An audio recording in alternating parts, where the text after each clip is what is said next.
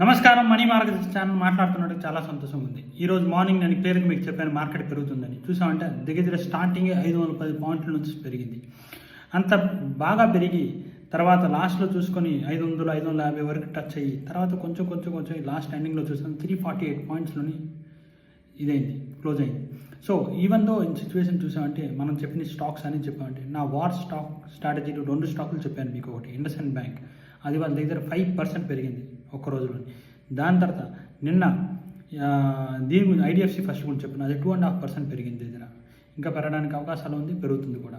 ఇప్పుడు కానీ వార్ బంద్ అయిందంటే ఈ స్టాకులు భయంకరంగా పెరిగి మన టార్గెట్ అనుకున్నట్టు 20% ఈజీగా అసాల్ట్ కొట్టేస్తుంది. 15 to 20% అంటే మినిమం 15% కొడుతుంది. ఎందుకంటే ఆ స్టాక్స్ అన్న ఆ రేంజ్లో ఉంటుంది అప్పుడు. సో ఓవరాల్గా చూసామంటే మన స్టాక్స్లో చూసామంటే బోల్డ్ అనే స్టాక్స్ పెరిగాయి. నాట్కో ఫార్మా మళ్ళీ 1000 రూపీస్కి వచ్చేసింది. దాని తర్వాత నెక్స్ట్ చూసామంటే ఆస్ట్రాడియం దగ్గరేమో ఇవాళ పెరిగింది. దాని దగ్గర 690 దగ్గరికి వచ్చింది. దాని తర్వాత మనం ఇంకో స్టాక్ చూసుకున్నా అంటే హిందుస్థాన్ కాపర్ ఇవాళ 9.5% పెరిగింది.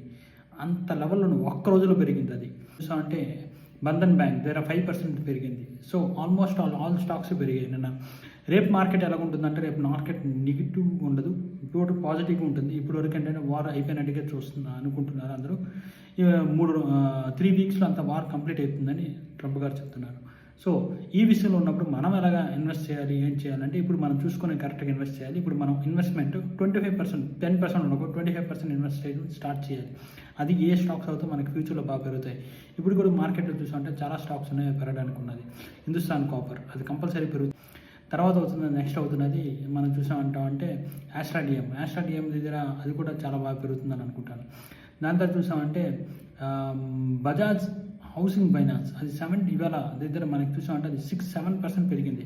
కానీ దాని తర్వాత పిఈ చాలా ఎక్కువ. కానీ ఇప్పుడు చూసామంటే అది దగ్గర మనకి లిస్టింగ్ అయింది 70 రూపీస్కి. లిస్టింగ్ గెయిన్ 100% ఉంటుంది, 150 అంత ఉంటుంది. కాకపోతే లిస్టింగ్ 70 రూపీస్కి అది ఇచ్చిండ్రి. ఇప్పుడు దగ్గర అదే ప్రైస్కి వచ్చింది. స్టాక్ చాలా మంచి స్టాక్, కొనవచ్చు ఫ్యూచర్కి. దాంతో నెక్స్ట్ చూసామంటే జియో ఫైనాన్స్ దగ్గర 230కి నేను పడుతుంటే ఇవాళ కూడా 230 దగ్గర ఉన్నా, అది కూడా కొనవచ్చు. దాని తర్వాత కమర్షియల్ వెహికల్ 396లో ఉంది. ఇప్పుడు చాలా మంచి ప్రైస్లో ఉంది. మీరు 25% దాంట్లో ఇన్వెస్ట్ చేయొచ్చు అని అనుకుంటాను. ఎందుకు ఇన్వెస్ట్ చేయాలి ఏంటన్నది మనం వార్ స్ట్రాటజీలో ఈ కమర్షియల్ వెహికల్ గురించి నేను డీటెయిల్గా ఇస్తాను ఏంటి కావాలన్నది. So thank you. Signing off J Kishore.